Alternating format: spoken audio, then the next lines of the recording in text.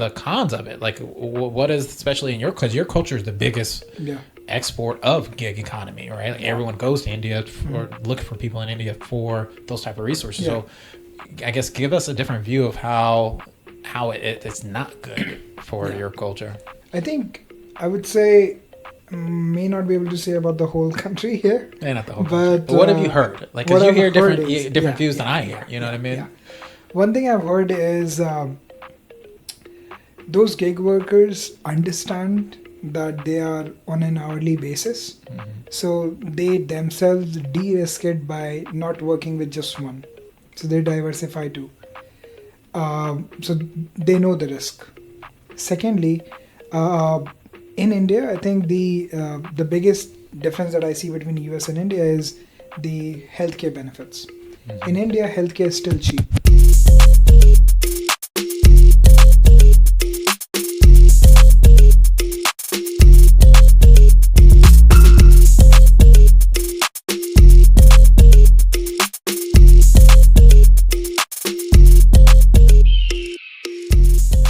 Welcome back to the Binary Views podcast. Please subscribe and like the video. Also, you can follow us in all of our podcast platforms using the link below.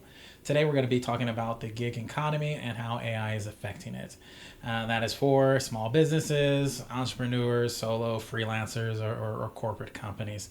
And just so you know, gig economy is pretty much the freelancing platforms like Fiverr or Upwork, where people can work online, part-time, nights and weekends, doing little jobs, which has been around for a long time, but AI is going to kind of change that up too, like it's going to change everything. So what's your thoughts on it? I think my first thought actually on this topic is AI is empowering everyone with a lot of functionalities that they can do. Mm-hmm. Thereby, we used to think of gig workers as specific jobs that needed to be done and you hire somebody temporarily to do it.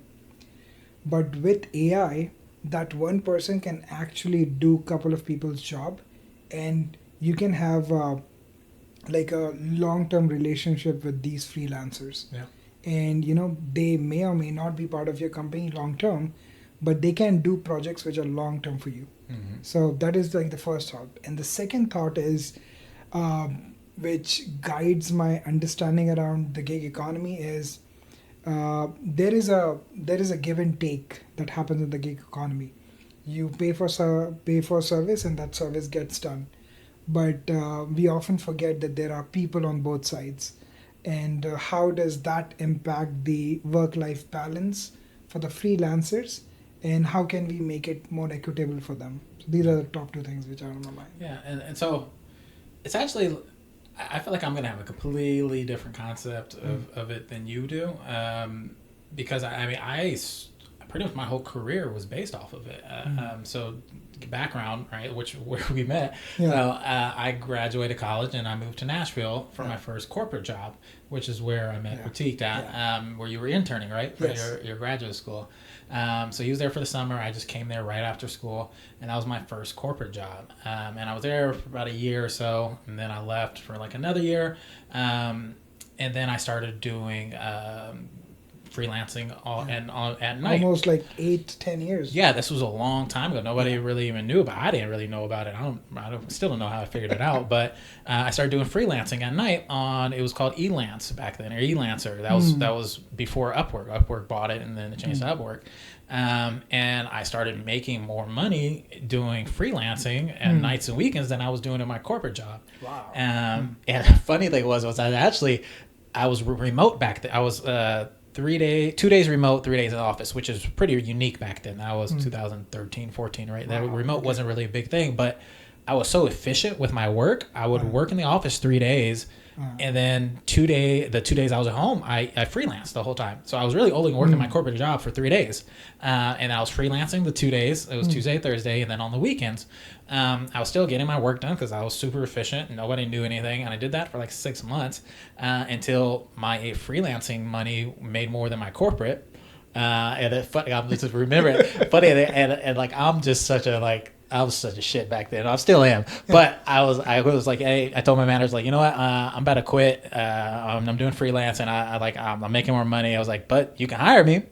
And they hired me. They hired me as a contractor because That's a story. Yeah, because I was in my position. I was the only person that knew how to do the things that I were doing.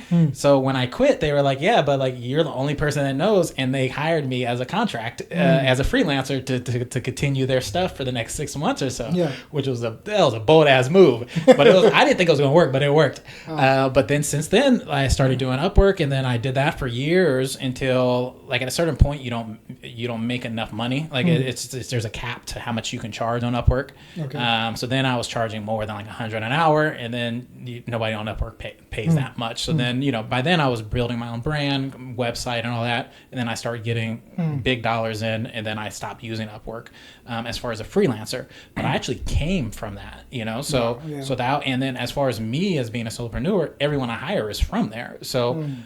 My world is that, Now I was on both sides of it. Now I'm the person hiring people. I think what the big techs usually are worried about is that's what I did. Like when you told me, I didn't know people were like big tech was using people from freelancing. I'm curious to hear this part because this was new news to me. Yeah. So like big tech companies, right? Like everyone is in a cost cutting mode for past 2 years, right? But the work still needs to get done. So even the bigger companies they are going into reaching out to freelancers, contract workers to get things done. I didn't know that. So that's number one. And secondly, we are also worried about as tech leaders that how much of our team is moonlighting. This is a new word that just came up a few months ago, where the employees in a big tech company would actually be working for some other company too on the side. Yeah, that's 10 years ago. Right? It was a term for that. Yeah, and sometimes when the lines get a bit blurred in terms of what is prioritized versus not, and which is more important versus not, that is like the worries of the tech leaders at is that why all the big tech companies are trying to make people come back in? And there is a reason to it. There is a good argument that could be made. There are other arguments that has been made, but this is definitely one of the ones. Generally they'd be like, oh, like because it's communication and innovation and all that.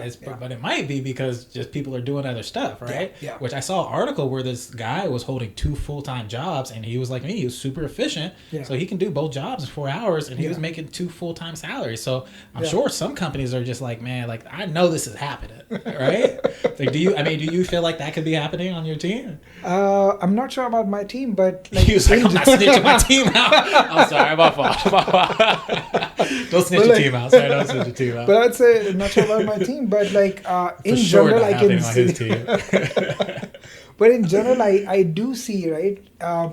I see this as a natural implication because everyone is getting more operationally efficient because of these tools, right? Yeah. So previously, if it takes somebody like an hour to do it, they are able to do it in half an hour. So if you work 8 hours a day, you are done in 4 hours. Yeah. What will you do for the next 4 hours? You're still getting paid the same. Yeah. Your mind will wander into those directions, and you will find a way. So it is a natural inclination that I believe. Throw this idea to you, which startups kind of do, which is more of they don't pay you. They pay you more for what you do, right? What you get done, right? Yeah. Where I feel like corporate is more like your time, right? They're like, I paid you 8 hours, you're gonna be here 8 hours, no matter if you just sleeping or not, right? Yeah. Where I feel like in the other culture, like in gig economy, it's hourly, right? It's just like I'm not hiring you full time most of the time. It's like I'm hiring you to do a job. The job may take you 3 hours or 4 hours or whatever. Do you feel like corporate could ever get to that point where it's like I'm paying this person a salary as long as he does his job, he does his job? Like, do you think that you can see that coming? I actually see that happening in companies, but it depends on the manager. And I'll see there are 2 sides of it. One, if a manager is clear on what are the things that they need doing, and if the team is able to do it, I think there is no issues. No matter what you do in your spare time. Yeah. That's not my concern. The other side of the argument is, when you hire a freelancer or gig economy workers for you, the corporate social responsibility for big techs or bigger companies are comparatively higher meaning you need to be, contributing to society. And when you hire gig workers, you don't pay for their health insurance and other benefits. But those are all hourly, so it's kind of, you can't, because they get per hour. They're not salary, so it's a little different, I think, for them, because it's if I pay you 8 hours, I'm actually paying you 8 hours. Whereas salary workers is different, right? Like salary workers are like, they can be stretched with giving a little bit of extra bonus, but you are a gig worker is not responsible for the P&L of your organization, right? But an employee's bonus, end of the year ratings can depend on how your business actually did, right? So it's a transactional versus a long-term engagement, and there is where I think the lines are getting blurry. Yeah. Because we are now hiring a lot more of corporate, I would say, individual contractors to be part of the team, which has a long-term plan. We need to work on those products for like 2 years before you can get something new out of it. And for that long-term, you have contract workers. And the lines are still getting blurry, man. It's hard to navigate around this, and I can empathize with a lot of leaders in the tech community, and even not just in tech communities, other companies too. No, for sure. But I feel like the contract thing has been around for a long time. I mean, the whole loophole of oh, you're a contractor, I don't have to pay for your stuff, whether you're in the U.S. or in India, Pakistan. That's been a thing. It's not a new thing. But I mean, like, how? I'm trying to think of like.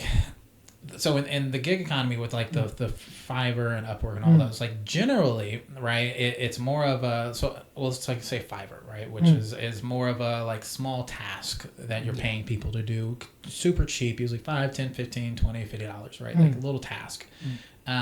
Pretty much all of those tasks now can be done by AI. Like there's none of that. Like the whole thing's like, oh, let me build your logo, or let me build a website, or let me build this marketing material. Like now it's just like AI can do that. Why do I need to pay you? You know what I mean? So I feel like that is gonna change significantly. I don't even know what that's gonna be like. Upwork, I think it's gonna be different because Upwork is I have full-time contractors that I have for Upwork, and I've one for years, 3-4 years probably. The other one maybe 8 months or so. But I usually look for I don't hire companies, I hire individual, like I hire freelancers because I want that freelancer to communicate with me and like I want to build a relationship with that person.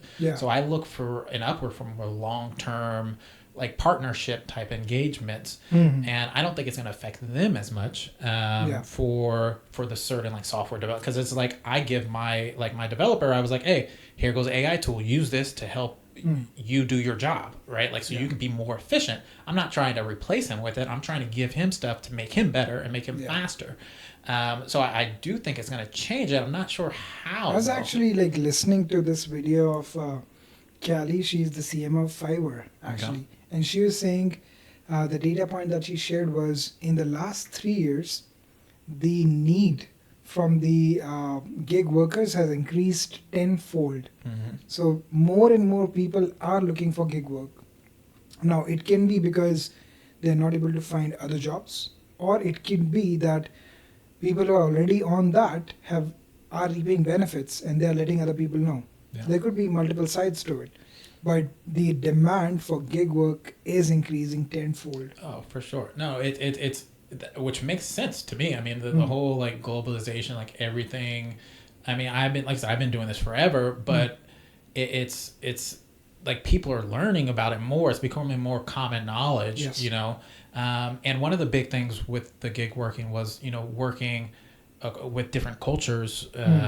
Your culture, right? It's a different culture working with people from India than in the U.S. And that's why a lot of U.S. companies or people don't want to work with people in India, because it's just a different culture change. Like everything's different, and it not even like in a negative aspect. It's just they think differently. Their behavior, like everything's different. You know what I mean? And generally Americans, we're like, anything different is wrong sometimes, you know, and we don't just like, oh, it's just different. Like, let me adapt to it. Right.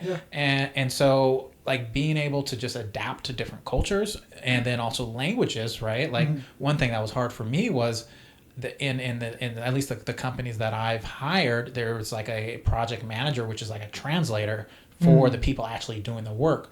So like the people that that's actually building the software doesn't speak English, and I'm on like a project management tool, like talking to them, they're translating it. But if I gotta be like, hey man, I got something important, get on a call, they gotta be like, oh, where's my project manager to translate for me? You know what I mean? Which sucks. There's where you can see the use of AI, right? That's where I was going with it. Yeah. No, I could pick up the point, right? Like the languages will no longer be a barrier. Instantly translate now. Yeah. Instantly translate. Like the OpenAI Whisper, it's like quick. It's like instantly. It's like no lag, no delay. So I'm sure, I haven't researched it, but I know they're coming, where it's just like a Zoom where you can instantly translate communications across different languages, and it just auto detects. So like that part will make the gig economy grow, but at the same time, the AI is going to make it smaller. So that's why I'm like, I'm not really sure what it's going to come out of it, because it's going to increase it and it's going to decrease it, and so there is going to be a super big change. I can't envision it. In a macro level, I feel that AI is going to actually make good ideas more executable, and thereby making more jobs.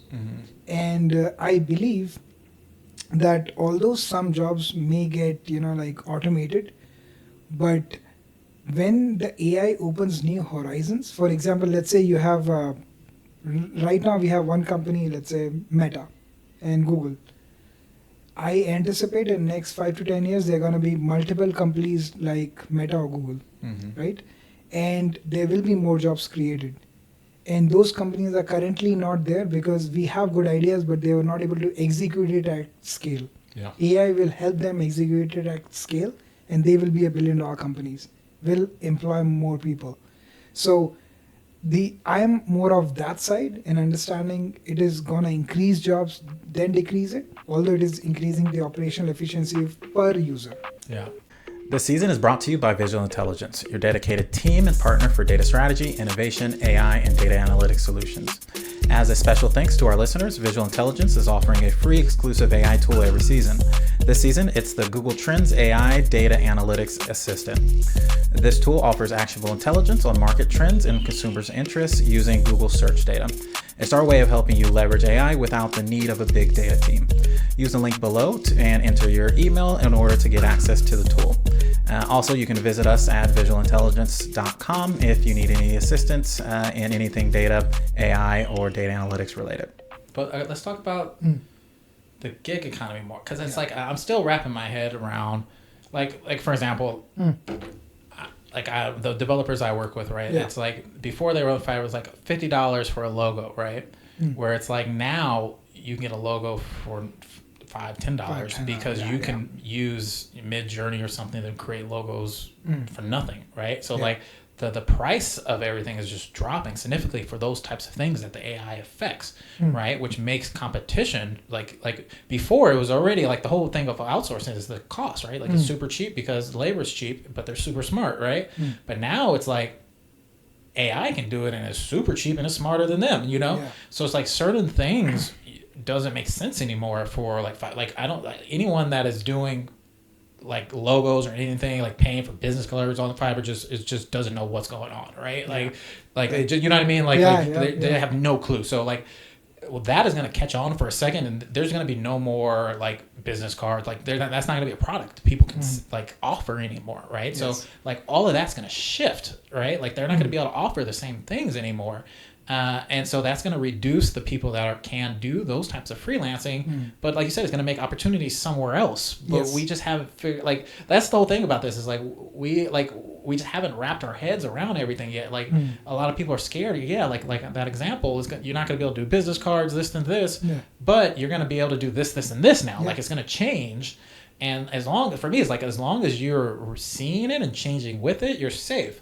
If you don't, you're sitting there with, I make logo business, and you just like, people don't still need my logos. Think about it, right? Like 15 years ago, there was no job called Bitcoin mining. There was no job called influencer. But now we have millions of influencers across the world, and they are making AI money. influencers too. AI influencers too. Have you seen that AI model? Oh, I Which gotta one? show you that, dude. There's an AI model on Uh, Instagram that makes hundreds of thousands of dollars. And it's not even it's an Instagram account uh-huh. like ran by somebody in Russia or something of an AI like a girl. No, it's not. It's not a. It's what's the one where they pay for sex? Like the OnlyFans? OnlyFans. Yeah, it's an Okay. OnlyFans page, but it's not a real girl. It's an AI. And people, Wow. this Russian dude is making hundreds of thousands of dollars running this AI OnlyFans, and it's not even a real person. And people know it's not a real person, and they're paying for And it. people know it. And people know it. And people know it, dude. Man. And it's it's just like just Just think about it, right? We could never even think about something like this would ever happen. I know, and it's just like in movies, right? Like the Meta's coming out with something where you can, do short films, like short just text and like short Text to video. yeah, text to video, just like picture actors. Like, why would I pay an actor $100 million when I can make the best actor ever for free? Yeah. Like Yeah. like everything is shifting, dude. No, I'll be honest. Like yesterday, I saw a trailer of a movie. Mm-hmm. It was a catchy trailer, right? And in that, I was not able to see like a lot of like faces, clear faces, things like that. But I thought maybe that's part of the trailer, right? They're keeping it sneaky. Towards the end of it, I realized no, this is just automated generated. You can't tell, man. And like it took me a minute. Yeah. The trailer was 1 minute 50 seconds. After a minute, I was like, that seems something off. Right? Yeah. No, and it's only gonna get better. Yeah. And that trailer had like 1.6 million views. Mm-hmm. And like you're in it, so you're looking for things, right? Like Yeah. picture no one knows. They're just like, I don't know what the hell this is. Like and like it's easy to and that's why YouTube just came out because I do a lot of YouTube stuff. And now on YouTube, maybe a few weeks ago, you have to tell the users that AI is in your video. So because they're so scared of like especially the elections coming up of people making stuff that's fake. Yeah. So now it's a requirement whenever I publish one of these podcasts, I have to check a box and saying none of this content is AI generated, and or else if you do check it, there's like a tag on the thing that says some of this thing, and if not, it closes your channel or something crazy. So it's just like it's just the world is just becoming crazy, right? Yeah. Now, okay, let's kind of finalize this gig economy thing. I have always been big on using outsourcing, right? I mean, to me, the outsourcing, they're super smart and cheaper, right? Yeah. The hardest part is the communication and the culture difference, the time zone difference, which some companies just don't feel like dealing with. Some people just don't feel like dealing with it. But if you do adapt, you learn the culture, like it's a huge benefit, right? I've never used Fiverr personally. I've used Upwork, and because I like relationships, I like having that one person that I always contact for digital marketing or design. Like I like having those relationships so I can come back to them compared to just like one project. But I don't really think Fiverr is going to be a thing. I think it's a. I'm sure they're stressing out right now trying to figure out how to adapt. They're going to adapt for sure, but it's not going to look the same, and I'm sure they're trying to figure it out. But I feel like the gig economy is going to increase, but it's going to look significantly different than it is now. I think I will, from the corporate standpoint, I would say that after COVID, the teams got distributed. We are no longer in the same building. Thereby, whenever I'm working with a tech team, marketing team, business development, program team, ops team, they're spread across, right? So for me, they are foreign. Haven't met them one-to-one, face-to-face. So they are, although in the same team, paid as full-time employees, but I am kind of working with them in a gig type of fashion, where I see them on screen, and I share the work that I want to get done, but they're just a face on the screen. Yeah. So if those screens, those faces are replaced by a gig worker, I would not feel much of a difference. But I don't. Like I've never worked in an office, or I mean I have, but like for those 2 years. So like to me, a screen and being in person is not necessarily what makes a good worker a good worker. It's more of the short-term thinking of like you're only going to be here for a little bit, right? Like because then, and that's why I said I like using like Upwork because I like training my people. Like I like, in like, you know, like I'm building this relationship. I Yeah. want to make you better. Like I'm trying to like improve you because your skill set is going to improve me, right? Yeah. Where a gig worker, it's not like that. You're just like, just give me the job done as fast as you can. You're not trying to develop them at all, right? So like for me, it's just the mentality of the gig worker is just like, get this job done as fast as you can, cheap as you can, give me the product. Where an employee is more like you're trying to build them up, right? But that's change. I mean, that's that is changing. That's changing because like for me is my person's a gig worker. I pay him full time, but he's still a contractor, and it's just I mean, he's just not even a contractor, right? Because he's through Upwork. I'm not guaranteeing him any money, but like we're working for a long time. But it's I have all the benefits of the flexibility of it, but also like I don't have to like if I just want to be like, oh, like I don't want to work with you no more. I don't have to go through HR and all that, right? I don't have to pay taxes on certain things, and so there's a lot of benefits to it. But for the other person, there's a lot of cons. So I know, like we kind of talked about this earlier, the cons of it. Like, what is, especially in because your culture is the biggest export of gig economy, right? Like everyone goes to India or looking for people in India for those type of resources. So I guess give us a different view of how it's not good for your culture. I think I would say may not be able to say about the whole country here. Yeah, not the whole country. But what have you heard? Like, because you hear different views than I hear. You know what I mean? Yeah. One thing I've heard is those gig workers understand that they are on an hourly basis. So they themselves de-risk it by not working with just one. So they diversify too. So they know the risk. Secondly, in India, I think the biggest difference that I see between US and India is the healthcare benefits. In India, healthcare is still cheap. Yeah. So if you're making good money, healthcare should not be a big problem. Like that's like the bottom line. And then thirdly, I would say this is a mentality thing. Some people want, I would say, money, flexibility. Some people want like stable life. For stable life people, they don't even like mess with the gig worker side of thing. So it is the people who are okay with doing this. So this is like a reality in India, and there is a lot of work to be out there. So they themselves are connected. So if they, let's say a project didn't work out, they will be able to find people within their network who can connect them with the next project. So there is a community out there too that supports each other, which makes the life easier.